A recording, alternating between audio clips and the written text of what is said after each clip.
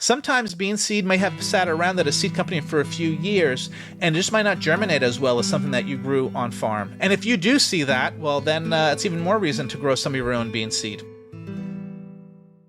Welcome to episode 33 of the Seed Farmer Podcast, the podcast where I want you to harvest seeds from some of the vegetables and flowers growing in your farm or garden, and then to plant that seed out to grow delicious vegetables and beautiful flowers. If you enjoy the Seed Farmer Podcast and find it is a good resource that helps you improve your seed work and farming, please support the show at spreadsheet.farm/support podcast. The link is in the show notes. I'm your host, Dan Brisebois, seed grower at Tournesol Cooperative Farm and author of The Seed Farmer, a complete guide to growing, using, and selling your own seeds. So today is another Seedy September minisode. I think this one is number 4. This one is going to be all about beans. But before we get to talking about beans, we're going to just get through a little bit of farm news and then some broader news, and then we'll talk beans. So, at Tournesol these days, on the farm, I'm really doing a push to clean a lot of seed.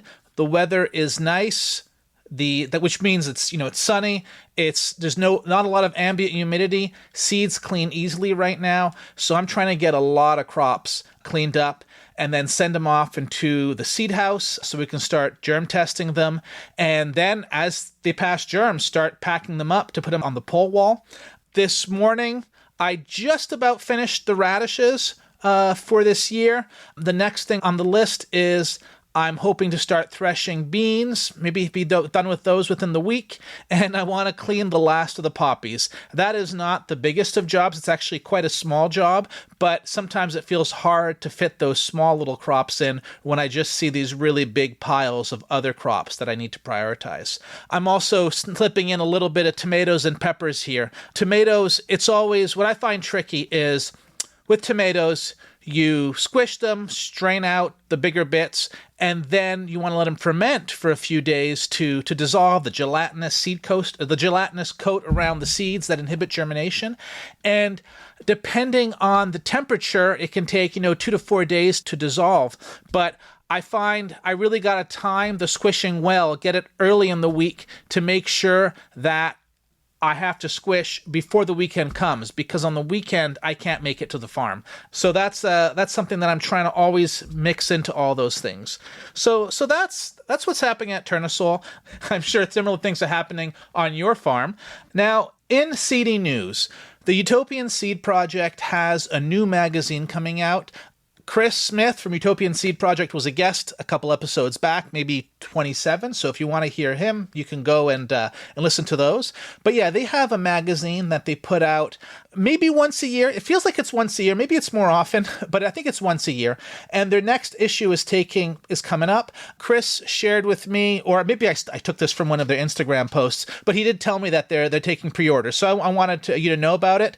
Here's the copy that I got. So we being the Utopian Seed Project, we're offering free shipping on pre-orders up until September 25th.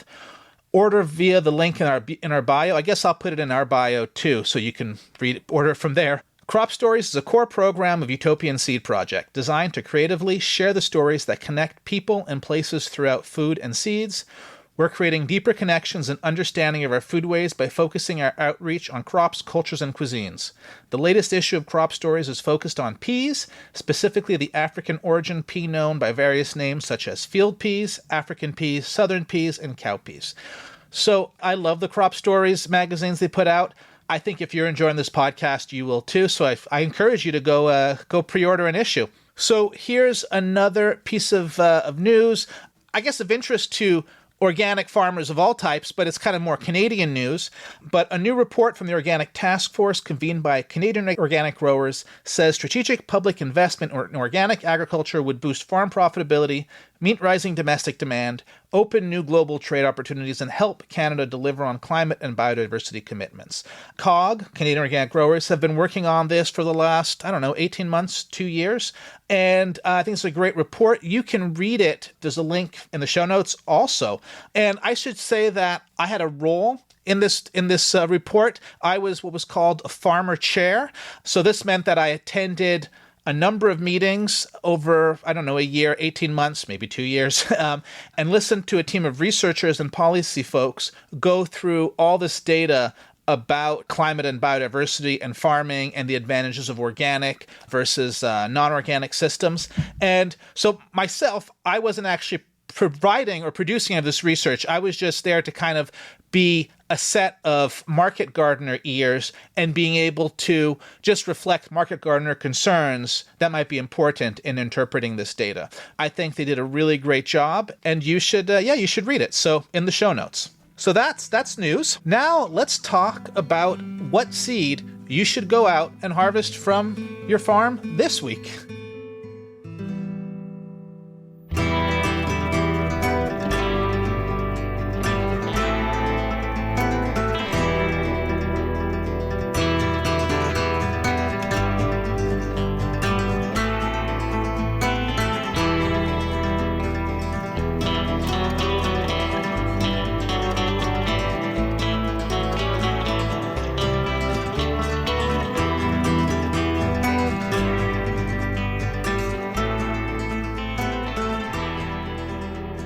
And this week, I think that seed should be beans. Now, this is from a perspective. So if you're growing beans for seed, yeah, you got to go harvest them, and you know that. But if you're not growing beans intentionally for seed, but you do have bush beans or pole beans in your garden, and you've been picking them down, you should go and check to see if there's a last picking that you may have missed. And if you haven't picked every last pod down, around this time of year, they're going to start to be maturing. Now, if you're in my climate, meaning that you have a frost date coming up sometime between end of September to, well, I guess it depends on the year, maybe even late October, but now's the time to go and look at those plants. And so it's September right now. If you think you have another month or so of growing time and you're not going to pick any of those beans, maybe don't till them in. Maybe leave them there and let them keep maturing, and then you can go harvest them later on. If you have a frost date that's imminent, well, you got to act a little bit quicker. And acting means going out and, if you want to take the time to do it, you can go out and look to see whether there's actual dry pods on the plants, and you can harvest them one by one. This can be tedious if you're growing a lot of plants. In that case, you're still welcome to do it. And if they're individually harvested pods, they're a lot easier to process later on. But if you have a number of plants and you don't want to just pick pods one by one, or maybe the pods have not yet dried down to a stage where they have like a leathery pod on them with mature beans in, you still can maybe harvest them. And you can pull whole plants up and spread them on tarps, bring them into a greenhouse, an outbuilding, something that's going to be out of the rain. And as long as the beans have swollen up, they don't have to be fully mature, but as long as they've swollen up and are, well-defined in the pods, in my experience, at this time of year, when they're pulled off the plant, they'll mature over the next week or two, even though they're not in the ground. So that's something that, we're at this time of year, we're always looking at the forecast. And if we have a mid-September, early September forecast, we just head out and pull all the bean plants for seed, and no matter what the pods look like. And there was a time that I'd always be really hesitant doing this because I see the pods. They're still green or yellow, depending on the variety. Maybe they have purple stripes on them. And I open them and they kind of look a little bit greenish still. They don't look nice and dry. And it's terrifying to be pulling those plants. But I have found over and over that as long as those pods, or as long as the seeds in the pods are swollen, harvesting the whole plants and bringing them in and letting them dry down produces great seed that germinates well and that does well in the future, with very few that don't mature. So that's something that you can do now, or you should do if you have a frost coming up, or if you see there's a wave of really wet, not so fun weather coming up. That's another reason to go and pull those bean plants, because just a lot of moisture means a lot of chance of disease, and that can ruin a potential bean seed crop. So just to recap, if you are growing beans for picking, bush or pull, now is the time to start looking at them and think about whether you want to pull the plants in.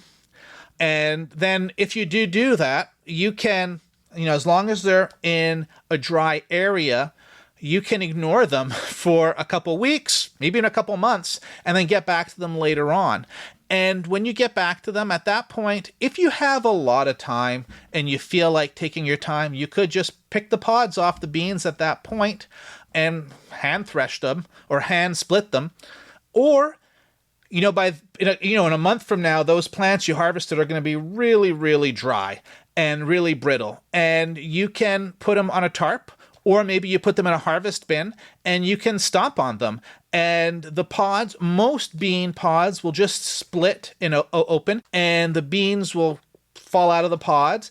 And after you've stomped a bit, you can pull up the plants that have been squished, shake them a bit, throw them into a pile, and then you'll wind up with a bin full of split pods and loose beans. You can gather them together in one container. And then if you have a piece of hardware cloth, like let's say 1/2-inch hardware cloth, you can run your pods through that, or run the stuff in the bin through that, and the bean seed is going to fall through. The pods will be at the top. You'll get most of the pods out.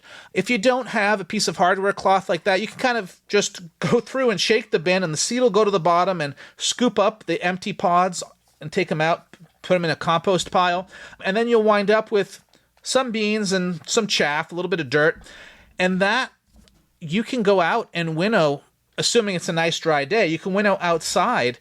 You can take beans out to winnow in winds that are heavier than you'd want to do with smaller seeded crops.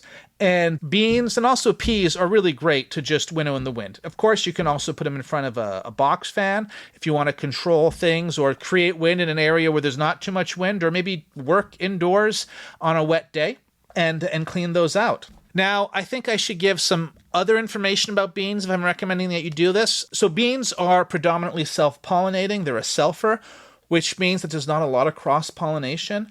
And so, my usual recommendation is don't worry about cross-pollination. And that's really true with beans.